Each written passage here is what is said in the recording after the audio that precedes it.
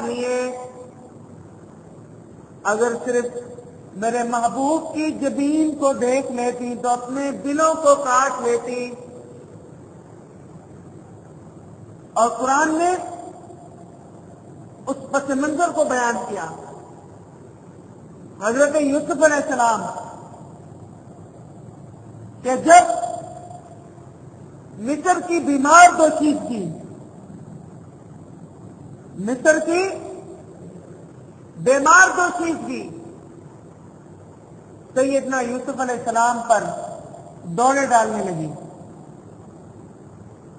فرمایا وقال نسوة في المدينة امرأة العزيز تراود فتاها عن نفسه قد شغفها حبا إنا لنراها في ضلال مبين.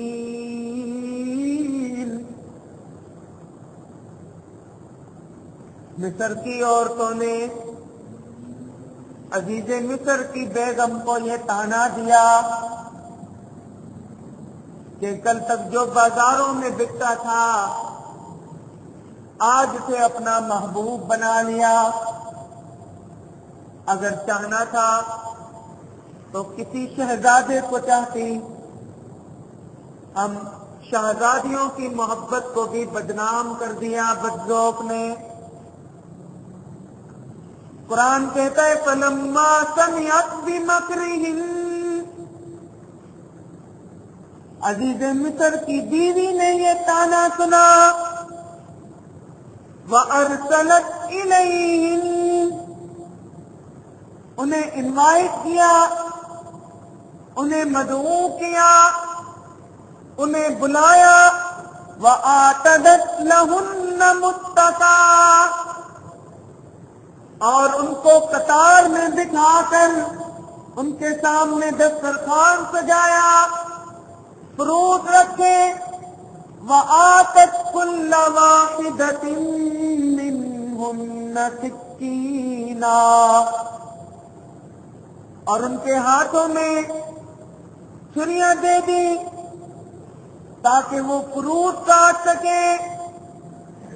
وقالت اخرج علیہم، اور یوسف سے کہا ذرا باہر تو آئیے نا. یوسف سے کہا ذرا باہر تو آئیے نا، مجھے تانا دینے والوں کو بھی معلوم ہو جائے کہ جسے میں نے چاہا ہے وہ معاشرے کا کوئی کمتر انسان نہیں، برتر انسان ہے. ادھر انہوں نے چھریاں اٹھائی، ادھر یعقوب کا بے داغ بیٹا خلوت سے جلوت میں آیا. ادھر یعقوب کا بے داغ بیٹا خلوت سے جلوت میں آیا. اور پھر کیا ہوا؟ قرآن کہتا ہے فلما رأینہ اکبرنا، یوسف کو دیکھتے ہی مدہوش ہو گئی. اکبرنا، بہت بڑا محسوس کیا. وقطعن ایدیہم، اور اچانک یوسف کے حسن سے مدہوش ہو کر اپنے سیبوں کے بجائے اپنے ہاتھوں کو کاٹنے لگی. یوسف کے حسن کو دیکھ کر دیوانگی آ گئی. سیبوں کے بجائے ہاتھوں کے بجائے سیبوں کے بجائے ہاتھوں پر چھریاں چل گئیں. وَقُلْنَا حَاشَ لِلَّهِ مَا هَذَا بَشَرًا، اور چیخ کر کہنے لگی اللہ کی قسم یہ بشر نہیں ہو سکتا. إِنْ هَذَا إِلَّا مَلَكٌ كَرِيمٌ، یہ تو کوئی بہت بڑا نوری ہے. کیا ہے؟ بہت بڑا نوری بھی ہے لیکن چھوٹا نہیں، بہت بڑا نوری ہے. ان ھذا الا ملک کریم، ہاتھ کاٹ دیے اور عقیدہ بھی کاٹ دیا. ہاتھ تو کاٹے ہی کاٹے، عقیدہ بھی کاٹ دیا۔ عزیز دوستو، جو قوم حسن یوسف کو نہ پہچان سکی وہ رسول اللہ صلی اللہ علیہ وسلم کے حسن کو کیا پہچانے گی؟ یوسف حسین تھے لیکن اللہ کے رسول تو احسن تھے۔ یوسف جمیل تھے لیکن رسول کائنات تو اجمل تھے۔ اور آج بھی کچھ لوگ کہہ دیتے ہیں چھوڑو جی، ہم تو حضور کے دیوانے ہیں، ہم تو حضور کے دیوانے ہیں۔ عزیز دوستوں، یہ بات یاد رکھیں کہ علم و عمل کے سفر میں رسول اللہ صلی اللہ علیہ وسلم کو دیوانوں کو ضرورت نہیں تھی بلکہ فرزانوں کی ضرورت تھی۔ آپ نے اپنے صحابہ کو بارہا فرمایا کہ میرے صحابیوں، میرے یاروں، مجھے اتنا نہ بنانا کہ خدا کے ساتھ ملا دو، بلکہ میں اللہ کا رسول اور اس کا بندہ ہوں۔ عزیز دوستوں، بارگاہ رسالت کے عاشق صادق عطا اللہ شاہ بخاری کے جذبات بھی سنیے۔ اور میں دعوت دیتا ہوں میلاد خانوں کو کہ سارے دیوان جمع کر کے لائیں، بخاری کے ایک شعر کا تو مقابلہ کر کے بتائیں۔ فرماتے ہیں ہزار صبح بہار از نگاہ می چقدر، جنود سایہ زلف دراز می چقدر۔ اب کلام فارسی میں ہے اور فارسی تو ہمیں نہیں آتی۔ فرماتے ہیں ہزار صبح بہار از نگاہ می چقدر،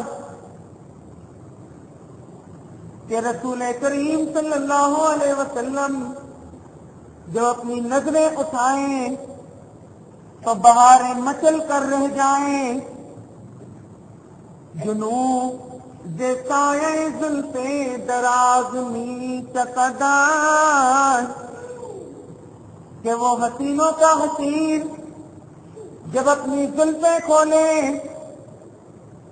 تو راتیں اپنی سیاہی کے لیے بھیک مانگنے کے لیے آ جائیں۔ چمن چمن گل نسری زیت سے رخ ریز دی، سبد سبد گل خندہ زراہ می چقدر، وہ جس راستے سے گزر جائے گلشن مہکنے لگے، وہ جس راستے سے گزر جائے گلشن مہکنے لگے، وہ مسکرا دے تو پھول جھڑنے لگے، بپیش گائے جمالت بپیش گائے جمالت جلال سر بسجود، میں اس یتیم کی درویشی پہ کیوں قربان نہ جاؤں کہ جس کی کلندری کے حضور سکندری اڑتی نظر آئے، کہ جس کی فقیری کی ٹھوکری پر امیری اڑتی نظر آئے، بپیش گاہ جمالت جلال سر بسجود، کہ خنداؤ سے تبسم کہ جا ہمی چقدر، میں اس یتیم کی درویشی پہ کیوں قربان نہ جاؤں کہ جس کی مسکراہٹ کے ہر زاویے سے وقار سبق سیکھے۔ اور آگے کیا فرماتے ہیں؟ سلام کو بزیر غریب می رکھ چدے، دل کے فخر کے گویم، کہ ماں ہمی چقدر، میں اس یتیم کے الفاظوں پہ کیوں قربان نہ جاؤں کہ جو اوپر دیکھ کر بولے تو قرآن بن جائے، جو سربا غریبا ہو کر دیکھے تو حدیث بن جائے۔